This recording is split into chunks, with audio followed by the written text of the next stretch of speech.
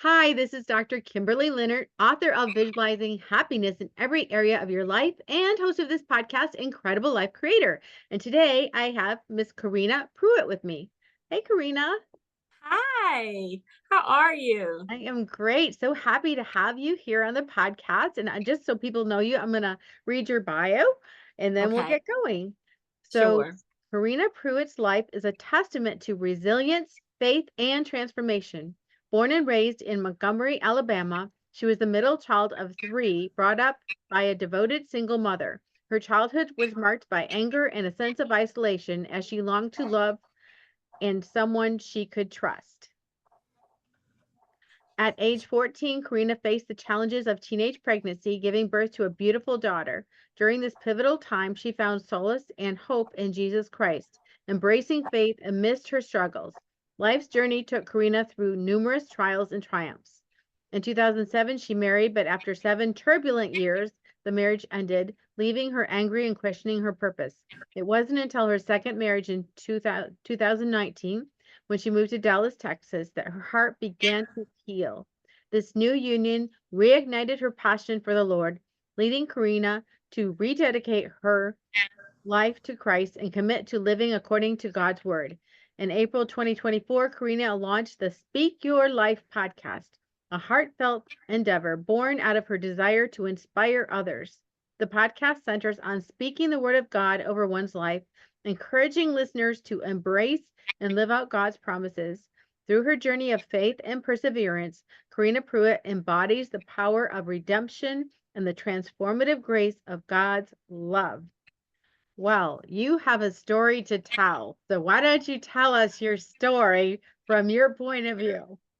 I would love to. And in fact, so Fridays is the day that I upload the new episodes of my podcast. And my episode 6 is actually my pregnancy story, where I talk about the title of the episode is called Redeeming Power, because I truly believe that through my pregnancy and giving birth, God really redeemed me back to himself. Um, like my bio stated, I was 14-year-old when I got pregnant. I come from a family of divorce, and that was a very like angry and isolating time for me, because when my parents were married, we kind of lived an affluent life. I mean, my father was in the military, he had very good jobs, we lived in very nice homes. My mother was more like a stay-at-home mom. I used to a lot. And when they divorced, we literally moved from a 3-story home to the projects. So it was a culture shock, and I was very angry, really because we were poor. And now I went from having two parents to one parent. My mother was barely home because she was working all the time trying to provide for us. And with this anger came silence. I really just kind of like closed myself off. I really didn't talk to anyone or tell anyone how I felt. So all that, in a young child, it's just like building up and it's festering inside of you. And I was looking for ways to release, and I was looking for ways to express myself. I was my grades were good, but my behavior was not. So I was like doing the work but getting in trouble at the same time. And my teachers were like really confused. They like, this is the weirdest thing I've ever seen in my life. She's an A student, but she's like cussing me out, getting into fights at school. So it was just crazy. My mom didn't know what to do with me. My father was living in Texas.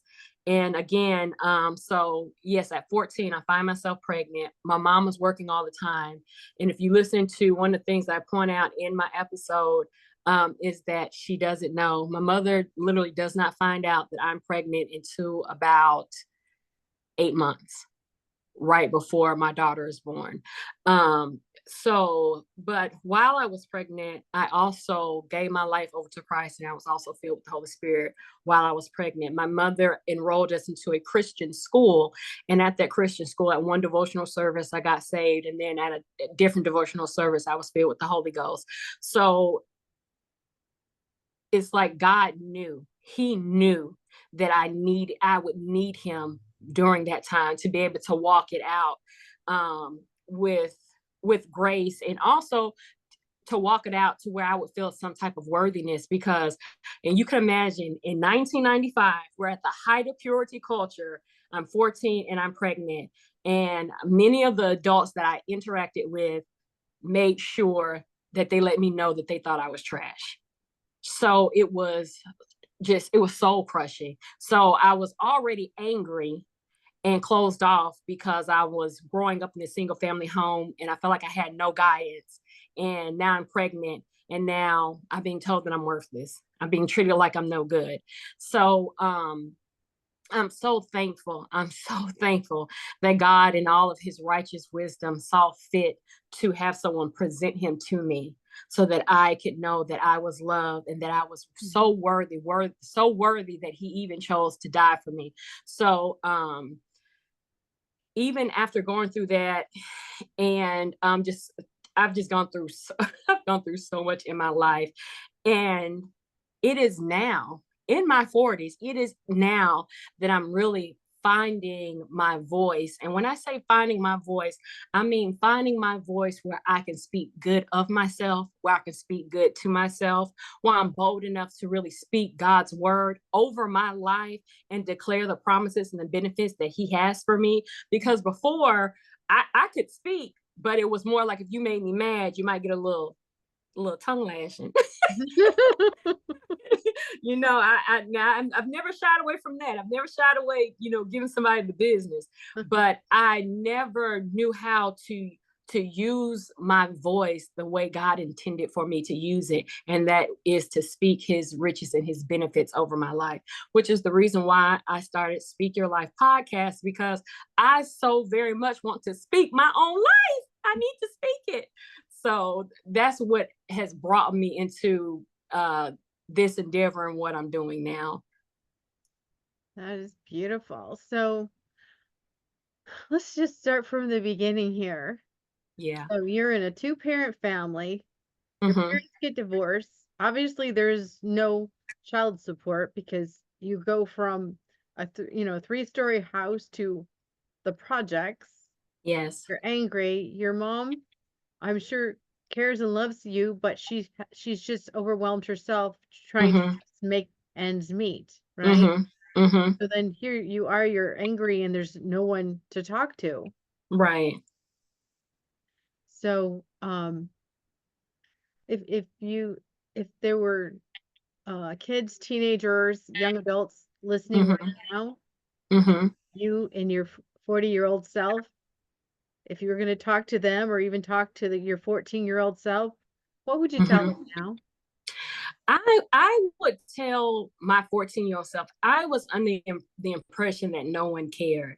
And it wasn't that no one cared. Everyone was just in survival mode. My mother was really in survival mode because she wasn't working. And then my father left. And now she was put in this position where she had to actually work to provide for her family. Well, at this time, all my mother had was a high school diploma. She went to college for a few years. She didn't finish. So she had to take, she was working in the medical field. So she was taking jobs like CNA work. She eventually went back and got her LPN license. But still that didn't really provide enough to, provide for 3 children.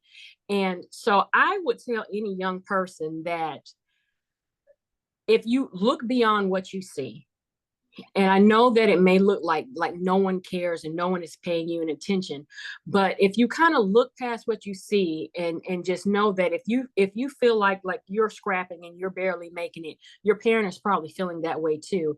And sometimes they're so focused on making sure that you have the necessities of life. They're so focused on making sure that you have a roof over your head.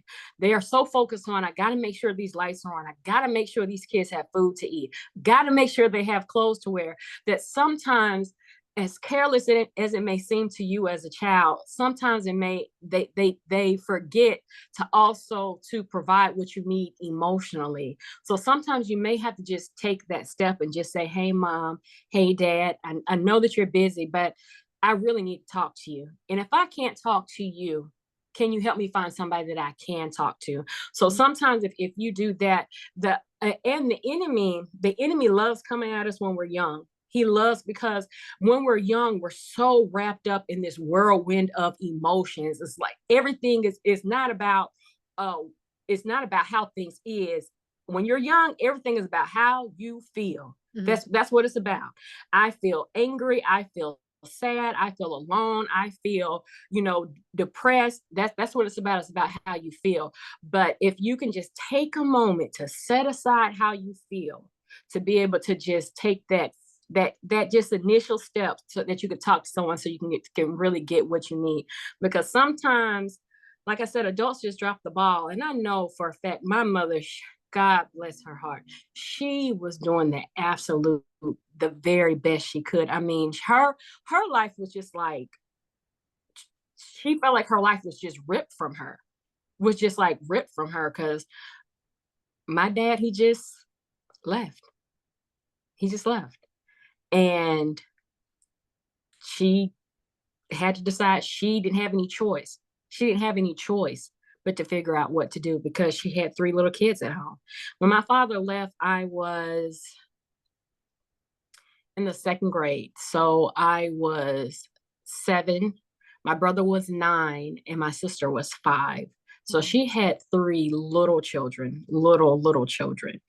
And so yeah, we had to move from this beautiful home. It was sitting on like 2 acres of land. We had apple trees in the yard. I mean, just like my mom was driving a Volvo. It was just like crazy. And we moved to a 3-bedroom apartment in the projects. My brother had his own room, me and my sister shared, and then of course my mom had her room. That is what we went to. And not only that, the car got repossessed in the middle of the night. We didn't have a car. I remember we were getting our clothes together to go to the laundromat. And she said, okay, you guys, we're going to get up early and go to the laundromat, because I want to make sure that we get there before the crowd so we can get in and get out. Let's go ahead and load all the laundry up and let's put it in the car. That night, the car got repossessed with all of our laundry in it. Oh, no. Yes. So she had to find someone to go, usually when they repossess the car, and I have to ask her, because I don't even know when they repossessed it, if it was even still in the state of South Carolina. I don't even know, but they came and got in the middle of the night, had all of our clothes in it.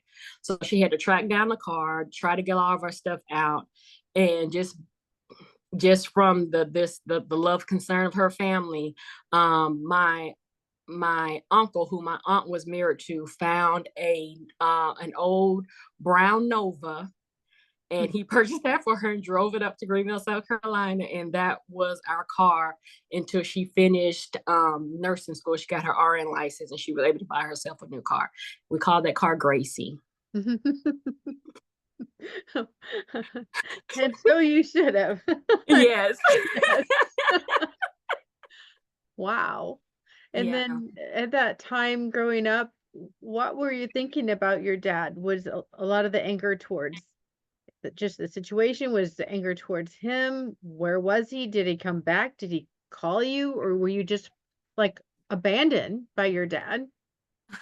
I was not abandoned, because I have a very great relationship with my father. I wouldn't say that he abandoned us, because again, when you're a child and you look on the outside, you don't know what's going on. You just know your dad's gone. But when I got older and I talked to him, I realized like all of the depression and things that he was actually going through at that time, because him and my mother were college sweethearts. I mean, they were very much in love. And when there was 2 different things going on when they divorced. My mother didn't have the benefit of sitting around and being depressed and being sad, because she immediately had to go into providing for these 3 kids. My father, because when he left, he just left on his own, and he isolated himself because he was very, very depressed because the relationship didn't work. And he was also, I didn't realize how upsetting it was for him to actually leave us. And this is what is so funny about my parents' divorce. I don't ever remember my parents arguing when I was growing up. I didn't come from a household of parents screaming. And so even now at 43, I still don't get why they're divorced. I still don't get, no one really says anything. It's just, they got divorced and, you know, my dad left. So he was very hurt. He was very depressed. So he, for a time, did isolate himself away from us because he was ashamed. He was ashamed to call us. He was ashamed to talk to us. And I really did not see him a lot because, again, when he left, I was 7 years old, and I don't remember seeing my father again. Like, he called every now and again, but when I like saw him and started to visit him again was when I was 10. So about 3 years later.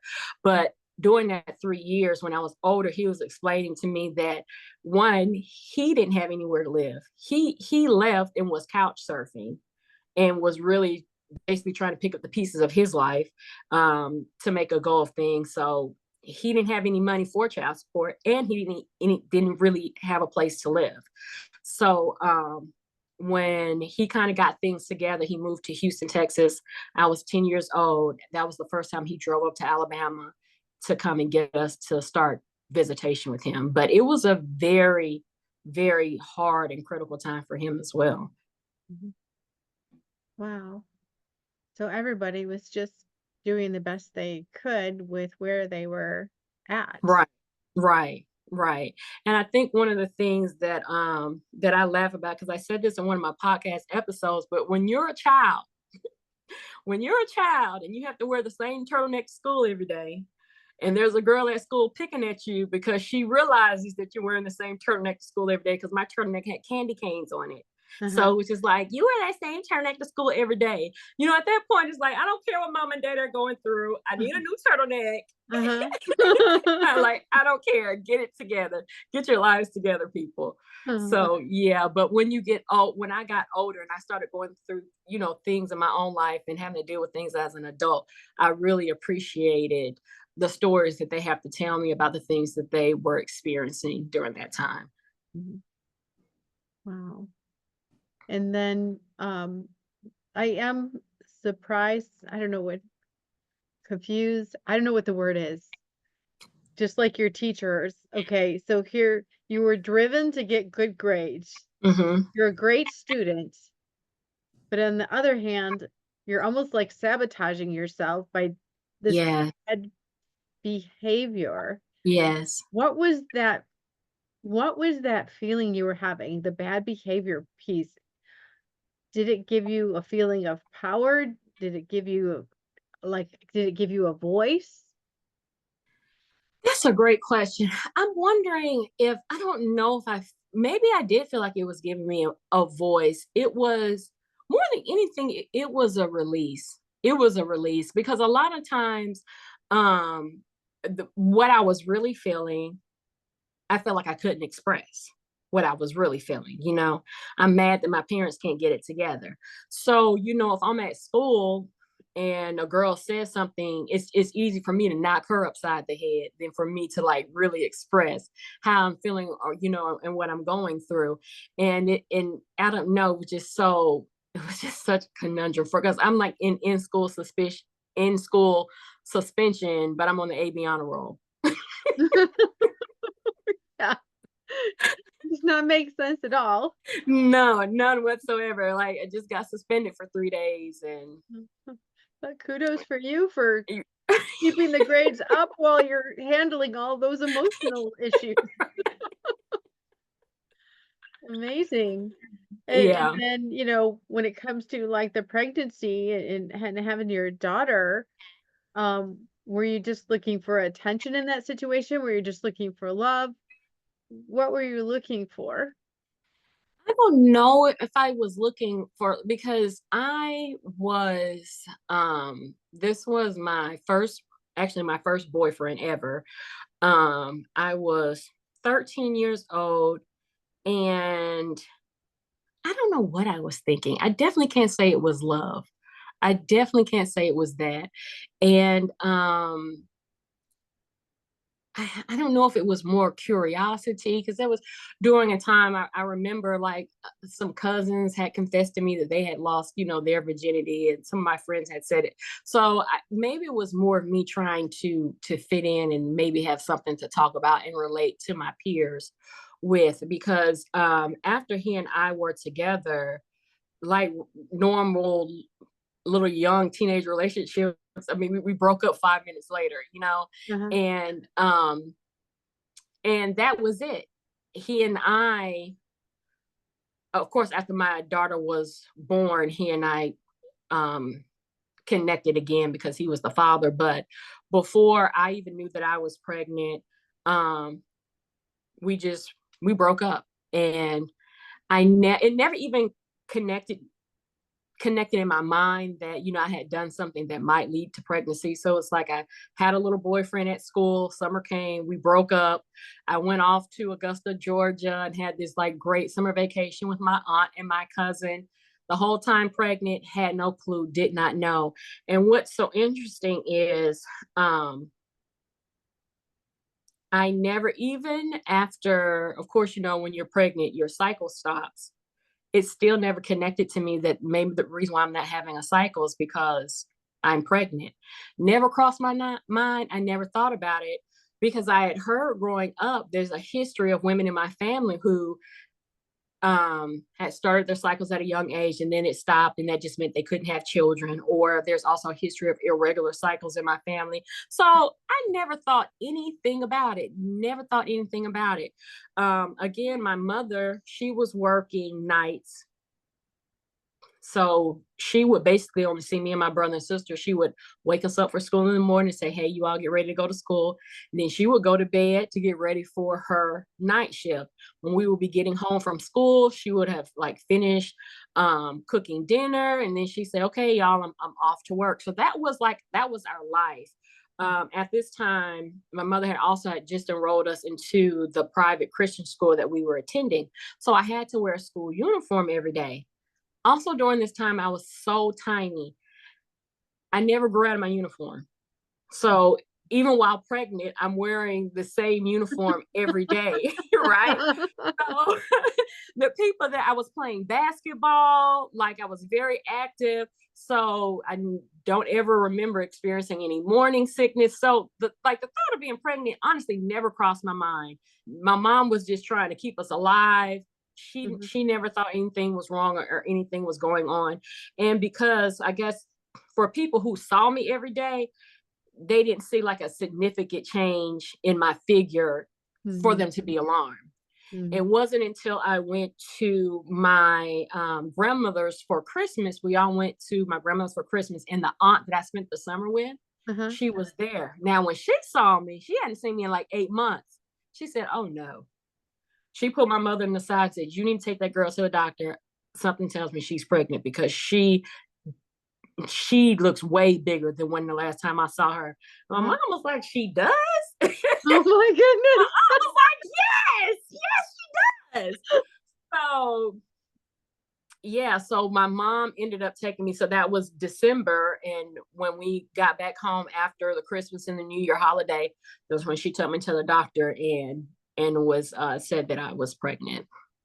Wow. And you didn't have any kicking happening or anything? And I'm going to tell you, Dr. Kim, what's so funny is I don't know, because I can say with the purity of heart, mind, and conscience that I absolutely was not trying to hide a pregnancy. I absolutely was not. Now, is it because I didn't know, or is it because I was in deep denial? That I don't know the answer to. That I do not know the answer to. But I can tell you, I never once thought, oh my God, I'm pregnant. I need to hide this from my mother. Never crossed my mind. Wow. So I cannot answer that question. Wow. So yeah, so that was an early time to have a child, but then you went from there. Yes. You got married, and you got married again. Yeah. And so what was different with the second marriage? How did that second marriage allow you to grow and heal? I'm going to try to talk about my second marriage without bursting into tears. I don't know if I can, because God gave me a good man. God gave me a good man. And I'm going to tell you, ladies, and I hope you all are listening very, very well. When you have been in a relationship that, for lack of a better word, is toxic, you have to make sure that you have healed from those things. One of the things in my first marriage that my husband did not give was his quality time. He did not want to spend any time with me. And in fact, if I were to even walk in the room where he was, he just acted like I was such an irritant. Like, ugh, like, why are you in the room with me? And one of the main reasons why I'm divorced from him today is because my daughter was getting ready to go to college. And she says to me, she said, Mama, I am so excited about going away to school, but I'm scared to leave you. And I said, why are you scared to leave me? This 18-year-old looks at me and she says, she called my ex-husband Pops. She said, Mama, Pops doesn't like you. Everybody knows that. And I was just so taken aback. And I could not believe that she was very aware as to what was going on between me and this man, this relationship. So fast forward to my husband now. The fact that this man wants to spend time with me, that he enjoys my company, and that he wants to talk to me, I'm still getting used to it. I am still getting used to it. It is sometimes I tell him, like, sometimes it feels overwhelming because I was so used to being alone. I was so used to isolating myself. I was so used to like making myself small so that I wouldn't, be irritating or be too much, because I can have like I have there's a duality to my personality. I can be the shyest person in the room, or I can have the biggest personality in the room, and it's just like flip a coin. Let's see who you get today. Right. So, and my first husband hated that big side of me. So I always had to make sure that I was just like always so unassuming. And the only time he wanted me to bring that personality out is if we were at something that had to do with his job and he wanted me to impress someone. So then it was like lights, camera, action, you're on to make me look good. But as soon as we leave here, you better cut that off, because I don't want to deal with that side of you. So to be married to a man that like loves the loud, happy side of me, loves the quiet side of me, is just so astonishing to me. And, when they talk about like your marriage is supposed to be a picture of Christ's relationship with the church, I mean, I'm just like, that's really true. You really gave me a man that loved him for Corina. I didn't think it was possible. I did not think it was possible. And again, like I said, it can just be so, sometimes I have to tell him, give me a minute. Like, give me a minute. Because, you want to spend the day with me, like the man brought me a laundry basket the other day because I had gotten this cute like wicker basket that I have in the bathroom that I put my dirty clothes in. Well, it's just one basket. And so when I'm going to wash my clothes, he's seeing me like separate the clothes. And then I'm just like picking up the pile of clothes in my hand and I'm walking them to the laundry room and I'm washing them or whatever. So he orders me a laundry basket. It's a 3-space laundry basket with wheels. And he says, well, babe, that's so you don't have to keep having to separate your clothes from the floor and carrying the laundry to the laundry room. He was like, you can already have it separated. Now I got you the wheel so you can roll it to the laundry room. Girl, I almost lost it. And I just turned around, I hugged him and I cried. And I said, and I told him, you just don't understand. I was treated so bad before. I was treated so bad before. And I cannot believe that you care that I'm carrying the laundry to the laundry room. Like, who does that?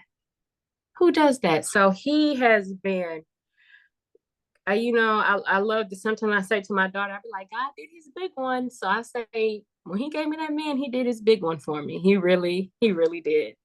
Yeah. What a thoughtful person. I mean, Yes.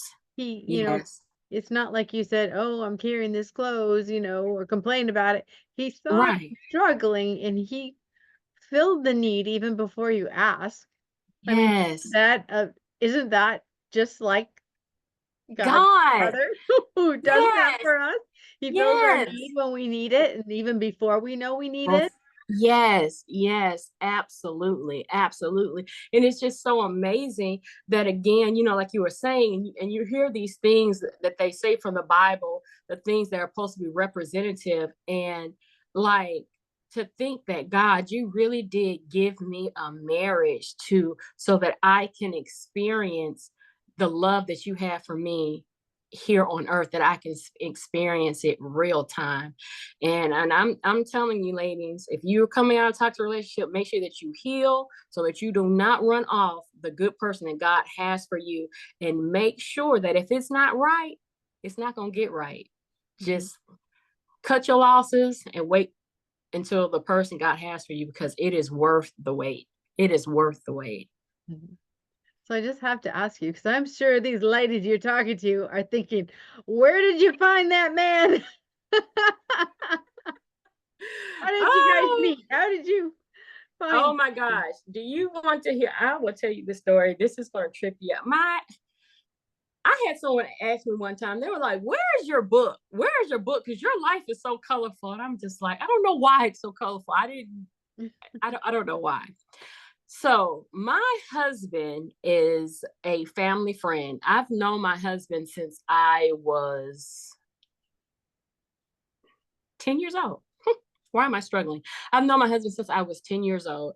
In fact, he actually is like, best friends with my father.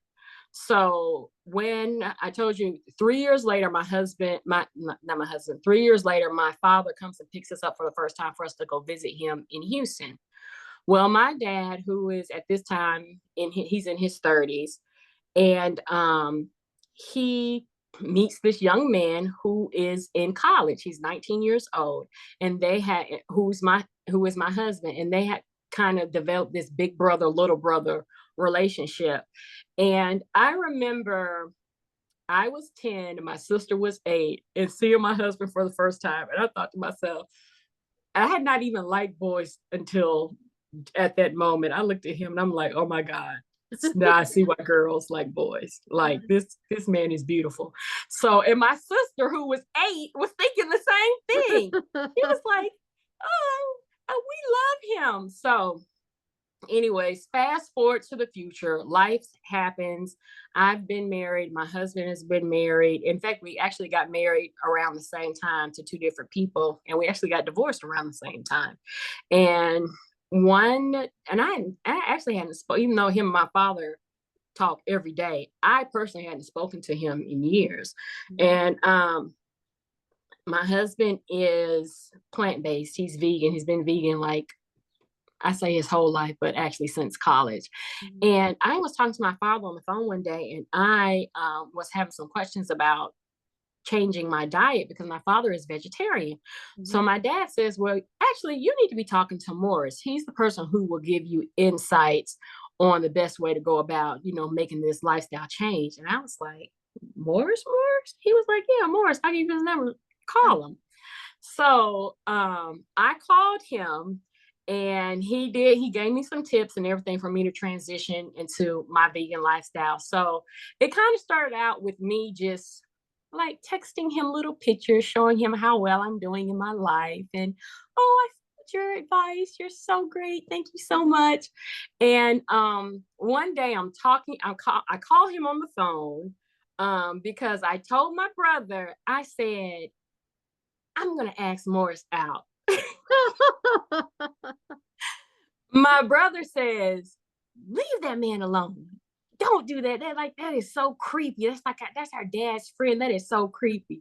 I mean, mind you, he and I are only 9 years apart, right? So I'm 39, he's 48. I'm like, no, this may seem creepy to everybody else, but this is not creepy. I'm going to ask him out. Mhm. So I call him under the guise of talking about veganism, Uh-huh. and he makes a joke. And he says, oh, well, look at you doing so great with your changing your diet. He said, I might mess around and marry you. That was all I needed. That was all I needed. I said, God, you're so good to your daughter. Thank you, Jesus. So I say to him, and I said, well, you're kidding. I said, however, I've always thought you were very attractive. And my husband's in talent acquisitions, okay? Mhm. When I say that, he goes into HR mode and starts interviewing me, like asking me all these questions about my thoughts on relationship, motherhood, intimacy, Wow. affection, just like all this stuff. And I'm like, okay, well, I didn't know we were gonna get, really deep into these questions, really deep. This, like, as soon as I said that, he just like starts interviewing me. But I was just like, you know what? Just go with it. So I'm just like firing off, answering his questions and his questions. So he and I, we just talking on the phone. We're like hitting it off. Everything is so wonderful. So, but we haven't seen each other in years, So he was like, well, why don't you come to Dallas and visit me? Just come and visit me. And why don't we just like go out on a date and let's just see how we actually are together in person. So I went down for Memorial Day weekend, and we had such a wonderful weekend, and we got married. So we went, so Memorial Day weekend, that was like the 27th, 29th, and we got married June 14th. Oh my goodness. We did. So from the time that I have counted it, from the first time that we kind of flirted with each other on the phone to the day that we got married is exactly 29 days. And it will be 5 years this 14th. Oh, congratulations. Thank you. So, that is so awesome. Yes. And it has been wonderful. It has been wonderful. Yeah. I'm so happy that you're happy and that you're experiencing this and you have this great guy. And for all the ladies out there looking for a great guy, let's just keep our eyes open, right? Yes. Pray and ask for God to send us somebody good. And same thing for the guys wanting a great, woman. Yes, I joke with my friends all the time, and when they say, "Well, I haven't found anyone yet," I say, "Well, have you considered your dad's best friend?" And they're like, "No, my dad's best friend is not some cute guy, in his 40s. My dad's best friend is 70." And I'm like, "Oh, okay, well, you probably not. Sorry, Probably not." They were like, "No, only your dad has a best friend that's like 20 years younger than him. That Right. only happens to you." Yeah, for sure. For sure. Right. So, let's talk about your podcast. Tell me about your podcast. Speak Your Life podcast. So we officially debuted on April the 26th. And again, I started this podcast because I wanted to, just for myself, to stop being afraid to really speak God's word over my life, and to like delve into some issues that I knew that I was having, that I could just like really release and surrender to the Lord and say, okay, God, I'm finally ready. Go ahead, do the surgery, do the deep dive, remove those things that are not like you so that I can have room for you to feel all those things that you would have for me. So like one of the first episodes that I talked about was bitterness, because of things that I went through when I was growing up. I just had a lot of bitterness toward the people that I felt that had wronged me. And I couldn't let it go. I could not let it go.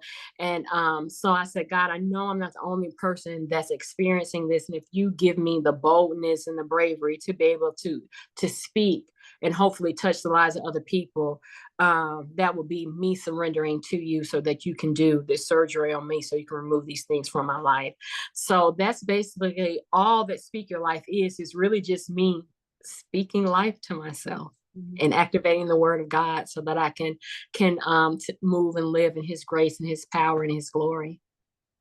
Yeah. And inspire other people while you do it. Yes. In public, in the world. Yes. Podcasts are global. Right. As long as people speak English. Yes. They're Yes. gonna hear you.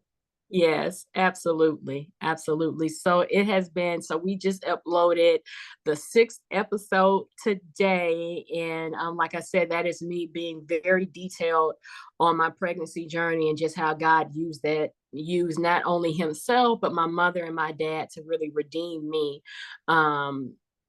Just basically help cover my faults and redeem me back to God. So yeah, hopefully that people will check that out and they'll find some value in it. And especially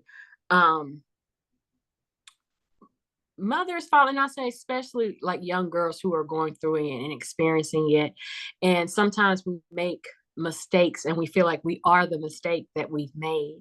And we take these temporary instances in our lives and we make them permanent, and they're only temporary. They're only temporary. So I hope that my story and the things that I've gone through helps young girls realize that you are worth so much and that you are worthy of love. You're worthy of forgiveness, and you do not have to shrink. You can walk with confidence. You can walk with boldness and know that God is waiting for you with open arms to show you all his love, his joy, his mercy, his kindness. So I hope that the story that I shared with people today, that if they don't leave with anything, that's what they leave with.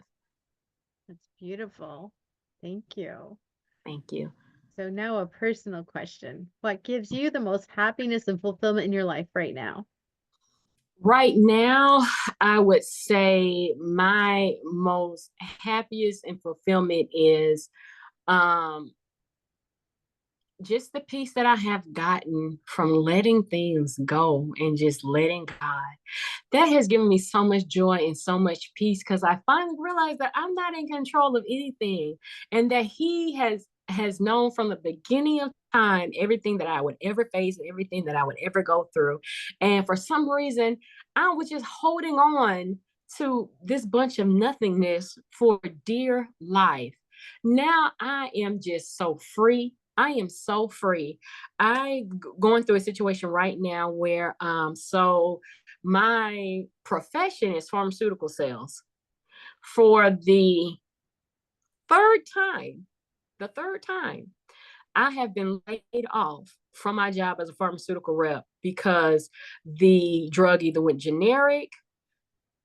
That was first. The second time, it was because the company just canceled the contract, so they laid everybody off.